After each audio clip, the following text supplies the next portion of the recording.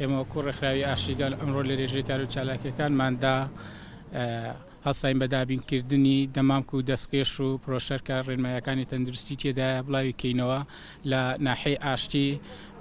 بتوانین هەموو لایەکمان هاوکاری ڕێنمایەکانی تەندروستی بین لە ماڵەکانی خۆمان نینە دەرەوە بۆ ئەو فترە زەمەنی کە وەزارەتی تەندروستی دیاری کردووە بۆ ئەو نەخۆشی ڤایرۆسی کۆڕۆنایە بۆ هیوای هەموو پابەندی ڕێنمایەکانی هاتوچۆ ڕێنمایەکانی تەندروستی.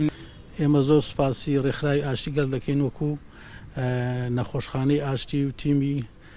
بە فریاوەچوونی کۆڕۆنا کە لە فلکەی داوداوە ئێمە هەڵساین بەدانانی